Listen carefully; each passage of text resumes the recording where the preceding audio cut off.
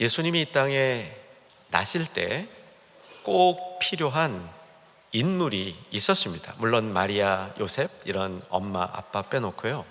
세례 요한입니다. 세례 요한은 정말 특이합니다.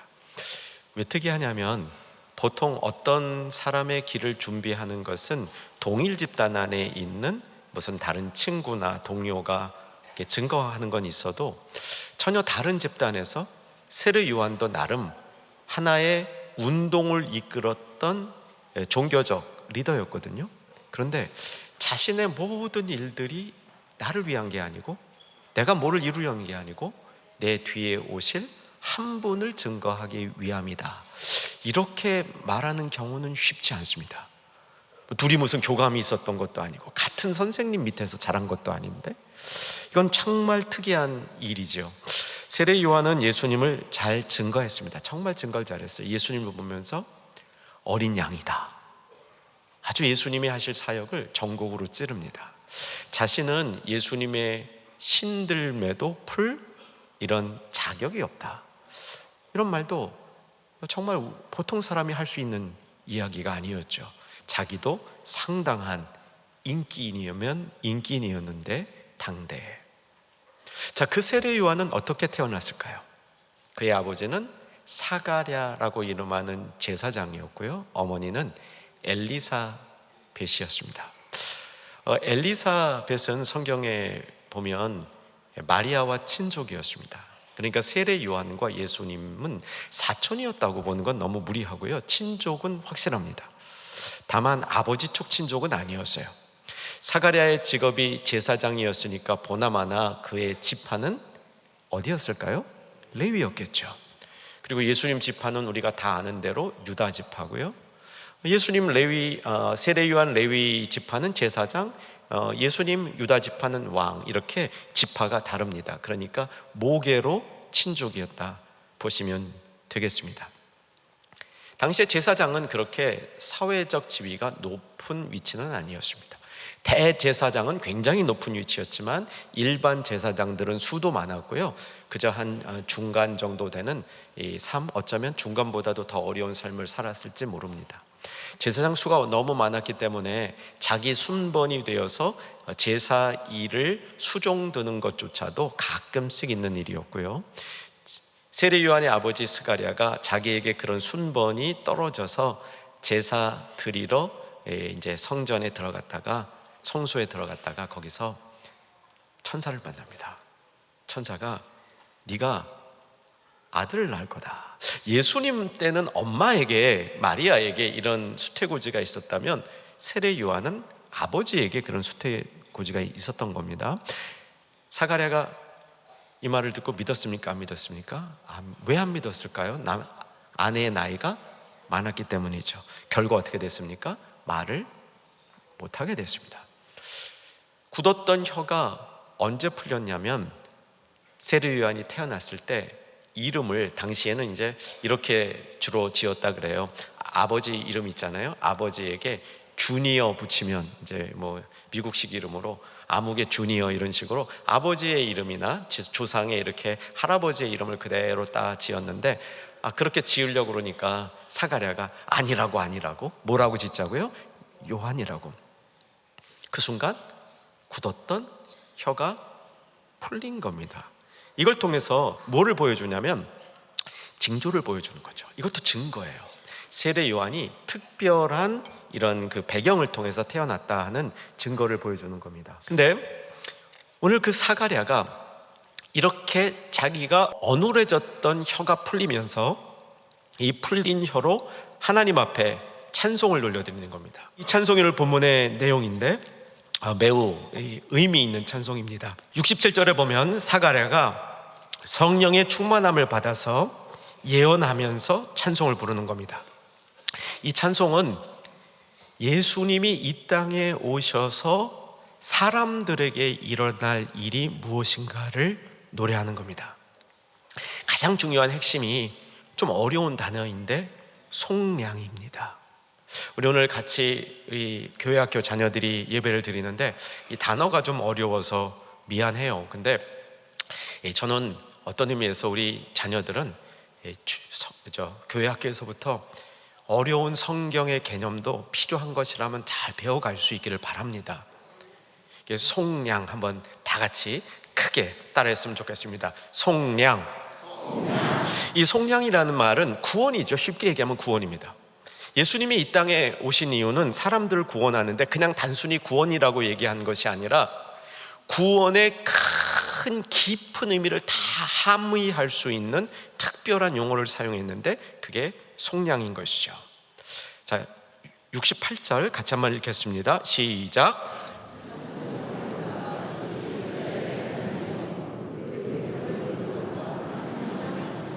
돌보사 속량하시며. 속량은 대가를 지불하고 권리를 취득하는 겁니다. 이게 왜 구원일까요? 하나님이 우리의 죄의 대가를 지불하고 우리를 하나님 것으로 권리 취득을 하셨다는 겁니다. 대가 지불하고 끝난 게 아닙니다.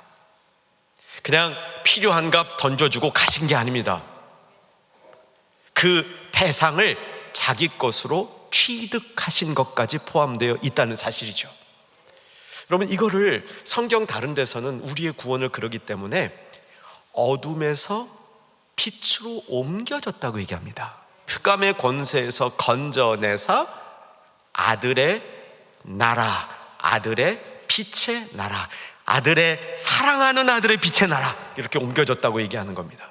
오늘 본문도 이 뒷부분에 가보면 79절에 어둠과 죽음의 그늘에 있는 자에게 빛이고, 그래서 이렇게 단순히 구원이라고 얘기하는 것과 속량이라고 얘기하는 것은 우리가 받은 구원을 이해하는 데 큰 차이가 나타나는 거죠. 저는 오늘 이 성탄절 메시지가 정말 우리가 받은 구원이 뭔가, 왜 예수님이 이 땅에 오셨는가, 예수님이 이 땅에 오신 것을 자기 아들이 예수님을 증거하는 삶을 살도록 그렇게 하나님의 계획 가운데 있는 세례 요한의 아버지의 특별한 경험, 말을 못하다가 입술이 풀리면서 터져 나온 그 찬양을 통해서 예수님이 왜 이 땅에 오셨는가, 한마디로 속량, 돌보사, 그의 백성을 돌보사 속량하려고. 이 대가 지불은 굉장히 비싼 값이었습니다. 얼마나 비쌌죠? 예수님의 보혈, 정답이네요. 예수님의 피값이에요. 예수님 값입니다. 왜 이렇게 비싼 값을 지불하셨죠?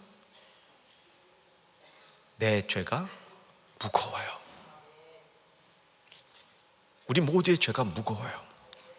인류에 태어나서 살아왔던 사람들, 앞으로 태어날 모든 사람들의 죄를 다 합치니까 굉장히 무거워요.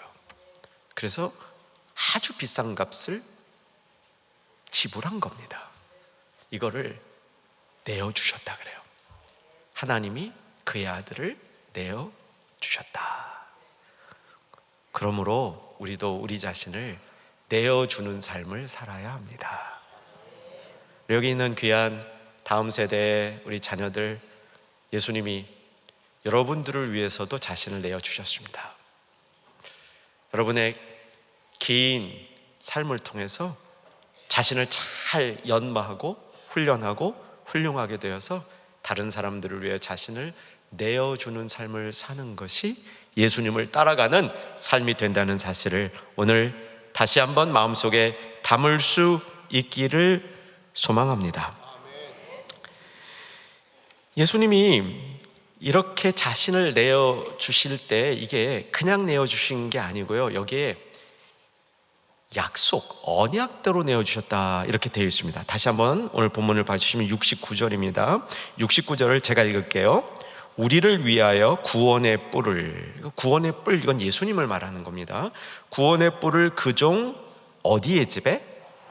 다윗의 집에 일으키셨으니. 이것도 깊은 배경이 되고요, 이것은 주께서 예로부터 거룩한 선지자의 입으로 말씀하신 바와 같이 우리의 원수에게서와 우리를 미워하는 모든 자의 손에서 구원하시는 일이라. 속량의 의미를 얘기하고요. 자, 72절 눈여겨보시면 우리 조상을 긍휼히 여기사 그 거룩한 무엇을?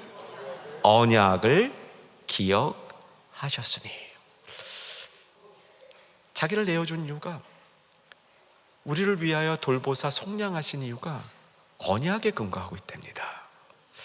다소 어려운 이야기니까 오늘 길게 못 다루겠어요. 하나님이 조상들과 약속을 하셨답니다.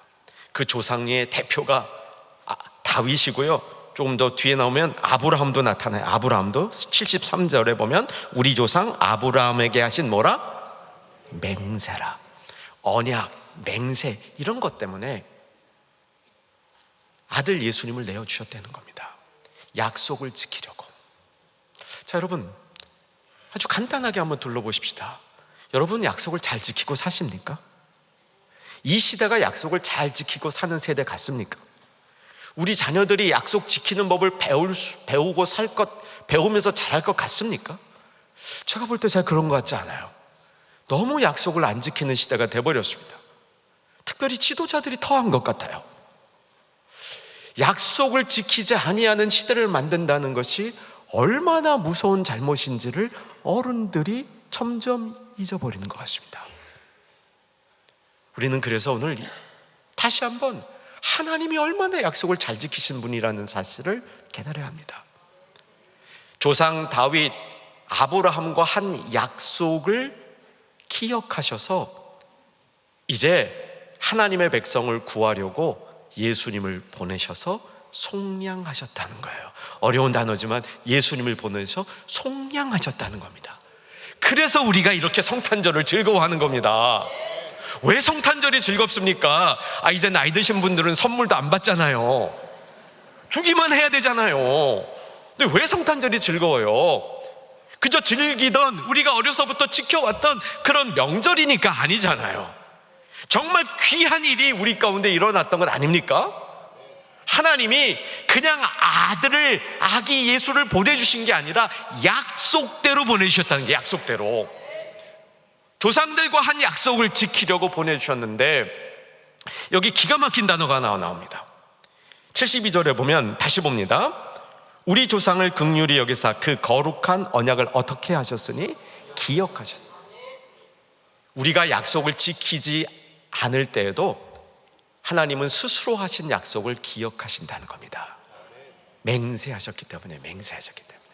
이건 정말 깊은 성경의 원리가 담겨 있는데, 이거는 오늘 참 많이 다룰 수 없어서 아쉽습니다. 쉽게 다룰게요. 하나님인 우리와 하신 약속을 지키십니다. 반드시 지키십니다. 어기지 않으셔요? 그러므로 우리는 결론만 얘기하면요, 하나님과 우리의 관계는 끊을 수가 없어요. 끊을 수 없는 관계가 된 겁니다. 사역자반 하시는 분 로마서 8장 외우시라고 굉장히 고생하셨죠. 자, 로마서 8장 끝부분 볼게요. 로마서 8장 38절 39절. 내가 확신하노니 사망이나 생명이나 천사들이나 권세들이나 현재일이나 장래일이나 능력이나 높음이나 기쁨이나 다른 어떤 피조물이라도 우리 주 그리스도 예수 안에 있는 하나님의 사랑에서 끊을 수 없느니라. 이게 하나님이요, 맹세하신 언약을 기억하셔서 그래요. 우리가 지켜야, 하나님도 약속을 지키면 약속은 깨지게 되어 있습니다. 우리가 못 지키거든요. 근데 하나님이 기억하고 그 언약대로 행하시는 겁니다. 그래서 끊을 수 없는 겁니다. 자, 속량할 때 우리를 하나님이 돌보셨습니다. 우리 지난 주일 말씀이기도 하죠. 하나님의 돌보심. 오늘 이 땅을 향하여 구원을 위해서 아들 예수님을 보내시고 그 아들을 우리에게 내어주셔서 값을 지불하실 때, 그때 하나님의 마음을 한마디로 표현한 게 돌보심이에요. 그렇기 때문에 여러분, 하나님이 저와 여러분을 돌보세요. 이 약속도 깨지지 않아요. 내가 뭘 하면 돌보시고 내가 좀 못하면 안 돌보시는 게 아니에요. 하나님이 자신이 하신 맹세를 기억하고 아들을 주신 그 값을 기억하고 하나님이 우리를 돌보시는 겁니다. 여러분의 인생을 끝까지 책임져 주시는 하나님, 그 약속이 이루어지게 하기 위해서 예수님이 오셨기 때문에 우리가 기뻐하는 겁니다. 그런데 이렇게 하나님이 우리를 속량하셨을 때 우리가 정말 누리는 축복이 있는데, 그 축복은 뭐냐면 하나님을 섬길 수 있게 된 겁니다. 그래서 여러분, 성도들은요, 그 몸속에 섬김의 DNA가 그냥 그 안에 흐르고 있습니다. 여러분, 그래서요, 하나님을 섬길 수 있는 것, 교회를 섬길 수 있는 것, 누군가를 섬길 수 있는 것, 자녀 포함해서 이 섬길 수 있는 게 성도들에게는 큰 축복입니다. 우리가 속량을 받아 돌보사 속량하심으로 우리가 그거를 반응해서 섬길 수 있는 사람으로 우리를 개조해 주신 겁니다. 이 시대가 점점 이기주의가 되고 있죠. 승자 독식의 시대가 돼가고 있습니다. 나눔이라는 게 없어진 것 같아요. 왜 성공해야 되느냐고 묻는다면, 나는 성공해서 부와 명예와 권력을 다 거머쥐고 싶습니다, 이렇게 생각하도록 만들죠. 하나님의 원리는 그렇지 않았습니다. 하나님의 원리는 네가 하나님의 축복을 받으면 그걸 갖고 섬기라고 말씀해 주신 거예요. 이 세상에 지혜로운 사람도 그 얘기를 하죠. 정의란 무엇인가? 한때 굉장히 유명했던 책이죠. 거기서 다루는 단순한 원리가 그거잖아요. 네가 만약에 명예를 얻거든 돈은 얻으려 하지 말아라. 네가 만약 힘을 얻거든 명예는 그렇게 얻으려고 하지 말아라. 그런 세상의 관점에서도 다 독식하면 큰일 난다는 걸 아는 거예요. 여러분, 섬김의 우리의 안에 있는 모습들이 잘 살아날 수 있기를 소망합니다. 이게 언제 주셨다고요? 아기 예수 오셔서 우리를 속량하실 때, 그때 우리로 하여금 섬길 수 있도록 해 주셨다는 겁니다. 저는 이제 그 공부를 마치고 제일 처음에 공부를 조금 다 이제 학교를 다 마치기 전에 신학교에서 교수로 청빙을 받았습니다. 교수로 청빙을 시작을 했는데, 저는 그때 저한테는 이제 참 재밌기도 하고 힘들기도 한 기간이었는데, 몇 가지 평생 잊을 수 없는 교훈들을 받았어요. 그중 하나가 저하고 함께 이제 동료 교수님 중에 이제 그 한국인은 구약을 가르치던 선배 교수님이 계셨거든요.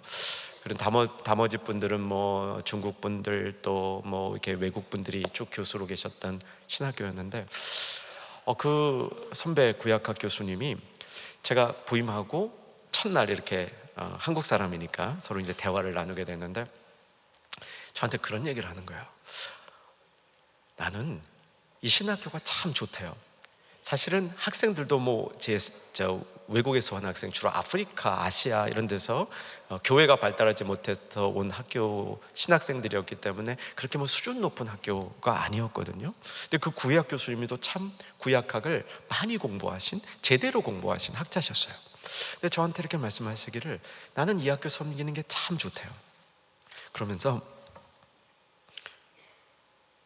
월급을 안 줘도 섬길 테인데 월급도 준대요.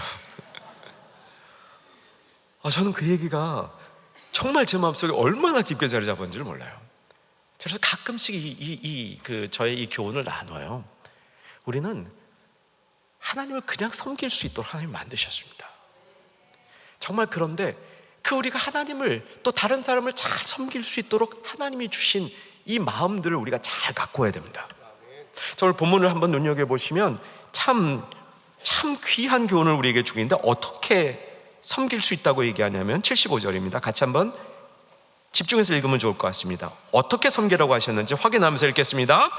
종신토록 주의 앞에서 성결과 의로 두려움이 없이 섬기게 하리라 하셨도다. 무엇과 뭐로? 성결과 의로, 무엇 없이? 두려움 없이. 여러분, 이 세 표현들은요, 다 우리가 꼭 담아야 될 표현들. 성결과 의로 꼭 마음에 새겨두시기 바랍니다. 성결과 의로 두려움 없이. 어떤 거 할 때 두려움 없이 섬긴다는 것은 정말 신나는 일입니다. 여러분, 정말 억지로 내가 다른 사람을 할 수 없이 섬겨야 될 때 귀찮기도 하지만 잘못할 때 혼나기만 한다면 두렵잖아요. 두려움 없이 섬길 수 있다는 게 얼마나 좋은지 모릅니다. 여러분, 하나님을 두려움 없이 섬길 수 있게 되었습니다. 성결과 의로. 성결은 깨끗한 거죠. 의는 바른 겁니다. 깨끗하고 바르게. 아주 쉽죠? 섬김의 자세입니다. 깨끗한 마음으로, 깨끗한 정신으로 내 몸도, 내 윤리성도, 내 생각도 청결하게 만들고, 그리고 바르게, 항상 방법도 바르게 이렇게 섬기겠다. 누가 이런 사람을 싫다고 그럽니까? 어느 세상에 이런 사람을 마다합니까? 누가 봐도 품격 있는 섬김의 모습과 섬김의 삶을 살 수 있는 그런 자세인 겁니다. 오늘 이 특별히 성결과 의 그리고 두려움 없이 이 부분은 언뜻 보기에는 하나님을 섬기는 교회에서 어떤 그 예배 등 신적인 일을 하는 것에 집중되어 있는 것 같지만, 사실은 이게 이 의미 자체가 원래 이렇게 그 배경적으로 보면 성결과 의를 조합시킬 경우 이거는 하나님 앞에서 섬기는 것만을 뜻하지 않아요. 오히려 우리가 삶을 통해서 세상 가운데 살아가는 모습을 보여준다는 겁니다.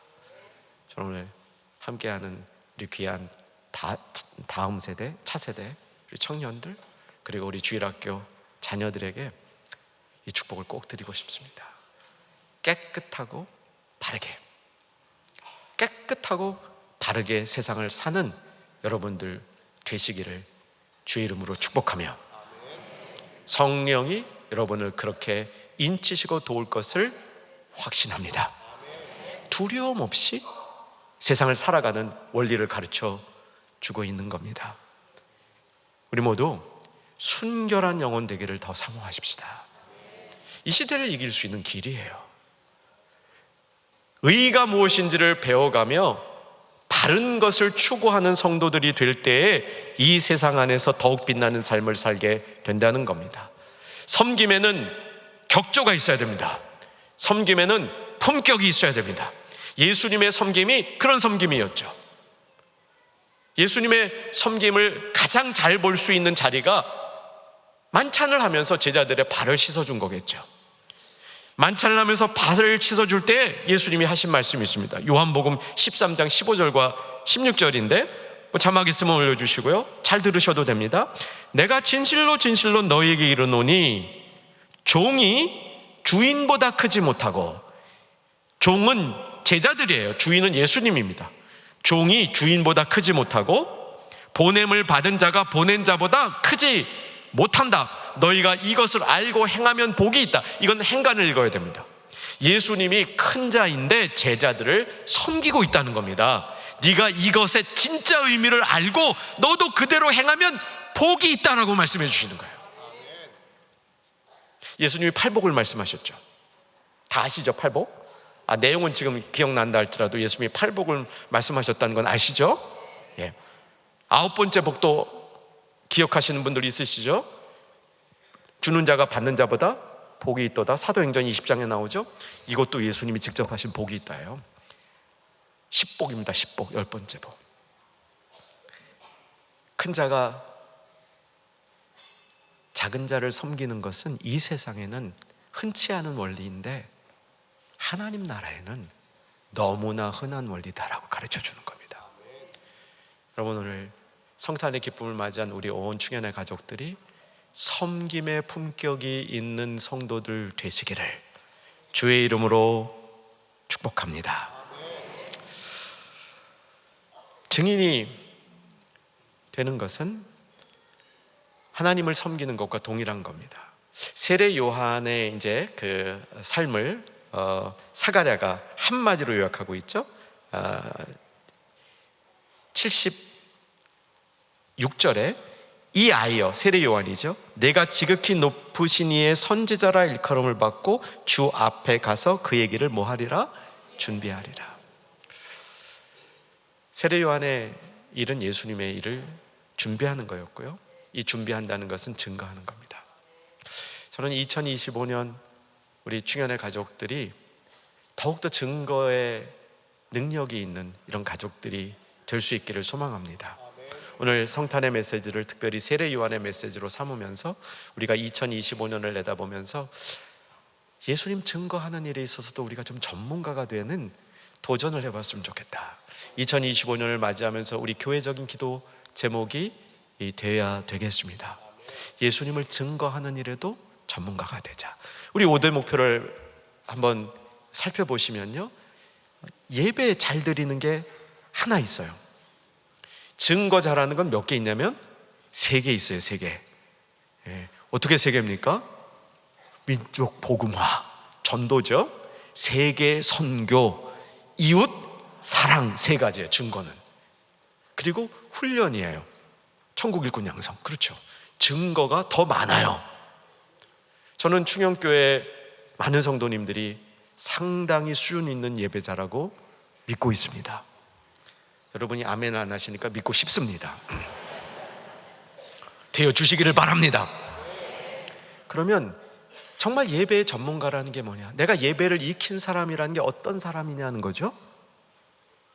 내가 예배를 드림으로 같이 예배 드리는 다른 사람들이 은혜를 받는 데 도움이 되어야 되는 겁니다. 내가 예배를 드리고 있는 이 공간에 있는 다른 사람들이 내가 예배 드리면서 받는 은혜 때문에 그 사람도 옆에서 그 영향으로 하나님 앞에 나가는 길이 조금 더 자연스럽게 되는 게 예배의 전문가입니다. 여러분 그런 분들 맞으시지요? 네, 제가 그렇게 되기를 저 혼자라도 소망합니다. 증거에도 전문가가 됐으면 좋겠습니다. 하나님을 증거하는 데 너무나 많은 방법이 있습니다. 이제 2025년을 맞이하면서 하나하나 우리가 그걸 배워갔으면 좋겠습니다. 세례 요한의 경우는요, 정말 예수님을 잘 증거하는 사람 중에 대표적인 인물이었다는데도요, 하는 한마디 한마디가 정말 예수님 보기에 너무 마음에 들었을 것 같아요. 예수님은 신랑이고 나는 신랑 곁에 있는 신부야. 신랑이 신부를 취하는데 나는 그것만 보고도 기뻐. 우리의 어떤 증거자의 모습, 증거자의 우리 안에 주신, 하나님이 우리를 위하여 아들을 내어주실 때 우리에게 주신 그 속량의 핏값에는 하나님을 잘 증거하는 삶을 살도록 만들어주신 부분이 있습니다. 하나님을 잘 섬기도록 만들어준 부분이 있어요. 의와 성결과 의로 두려움이 없이. 그처럼 하나님을 잘 증거하는 삶을 살도록 만들어준 부분이 있습니다. 여러분 이게 여러분에게서 작동할 때 행복해집니다. 이 은사를 사장시켜 두시면 행복하지 않습니다. 저와 여러분이 2025년도 이제 성탄의 기쁨을 맞이하면서 이런 행복을 더 누릴 수 있는 한 해가 될 수 있기를 벌써부터 소망합니다. 이제 말씀을 정리합니다. 오늘 본문의 사가랴는, 제사장 사가랴는 예수님을 그 누구와도 다른 방식으로 표현합니다. 어떻게 표현했는지 한번 보시기 바랍니다. 78절. 이는 우리 하나님의 긍휼로 인함이라. 이로써 무엇? 돋는 해가 위로부터 우리에게 임하여, 계속 읽겠습니다. 어둠과 죽음의 그늘에 앉은 자에게 비치고 우리 발을 평강의 길로 인도하시니라. 예수님을 뭐라 그래요? 돋는 해라 그래요. 오늘 이 예수님의 표현도 우리 마음속에 좀 오래 담겨 있으면 좋겠습니다. 예수님이 돋는 해랍니다. 여러분 돋는 해와 지는 해는 어떤 차이가 있을까요? 저는 개인적으로 돋는 해도 좋아하고 지는 해도 좋아합니다. 저는 하나님이 만든 시간 중에 제일 아름다운 시간이 해 뜰 때와 해 질 때라고 믿어요. 그리고 그때 하나님을 묵상하면 묵상도 더 잘 돼요. 정말 해는 돋을 때도 좋고 질 때도 좋아요. 근데 그때 좀 마음이 달라요. 해 질 때는요 좀 급해요. 못한 거 빨리 정리해서 내가 좀 게을렀던 거 조금이라도 만회해보려는 마음이 생겨요. 근데 해가 돋을 때는요 그런 생각이 안 들어요. 야, 이 기운이, 이 힘이 오래될 것 같은 그 소망이 마음속에서 막 돋아나는 겁니다. 단순히 어린 사람이 돋는 해고요, 나이 든 사람이 지는 해가 아닙니다. 절대로 그렇지 않아요. 여러분, 나이 드신 분도요, 돋는 해 예수님, 위로부터 비추시는 그 예수님, 그 예수님의 소망찬, 희망이 있는, 힘이 있는, 쇠하지 아니하는, 즐기고 싶은 이런 예수님의 능력을 이 성탄에 우리를 위해 나신 그 예수님, 우리가 잘 간직하면서 돋는 해 예수님 잘 섬기며 잘 증거하는 우리들의 남은 인생 되기를 주의 이름으로 축원합니다.